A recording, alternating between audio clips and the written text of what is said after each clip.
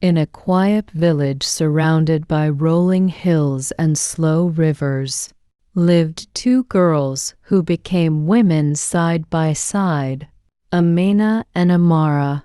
They were never seen apart. If Amina was laughing at the river, Amara was beside her.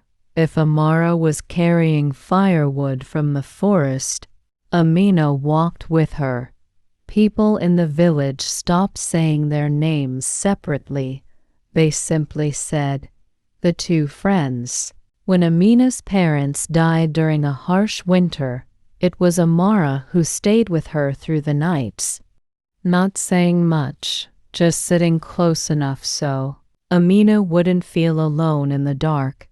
And when Amara's family struggled during the dry season, Amina quietly brought food from her own home, pretending it was extra. They grew up believing friendship was unbreakable.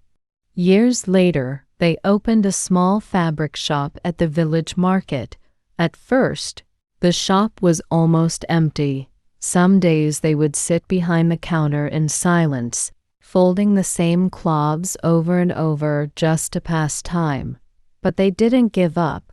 Amina was patient with customers. Amara was sharp with numbers. Together, they balanced each other. Slowly, things changed. One customer became 5. 5 became 20. Soon, their shop became one of the busiest in the market. For the first time, they started dreaming bigger: city expansion, better fabrics, a real future. But success has a quiet way of testing hearts that were never tested before. The stranger and the seed of jealousy. One afternoon, a wealthy businessman arrived in the village. He wore clean shoes that didn't match the dusty roads, and he spoke like someone used to being obeyed. He watched their shop for days. He liked the business. But he said something that changed everything. "I only invest in one partner." That sentence fell between them like a stone. That night, Amina went home thinking about opportunity, but Amara went home thinking about fear. What if Amina becomes more important than me? What if I get left behind? And that thought grew, not loudly, not quickly, but slowly, like a crack spreading under glass. The next few days, Amara changed. At first, it was small things, a forced smile, shorter conversations.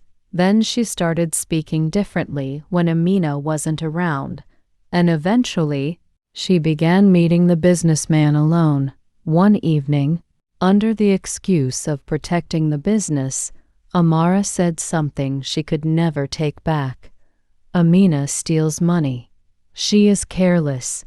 She will ruin everything if you trust her." The businessman didn't ask many questions. He simply believed her, because confidence often sounds like truth, even when it's not.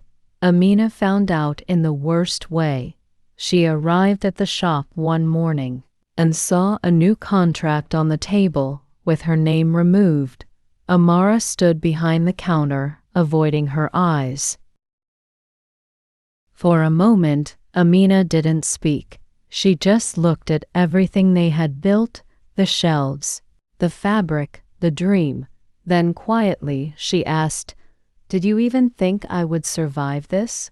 Amara didn't answer. That silence was louder than any insult. That evening, Amina packed her things and left the village without telling anyone goodbye.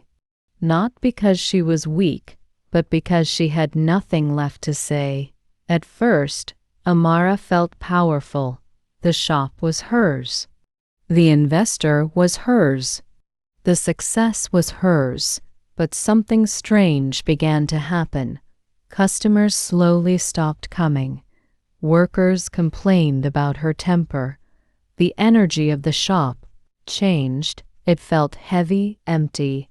Then one day, the businessman discovered old records showing Amina had always been honest. There was no theft, no betrayal, only lies.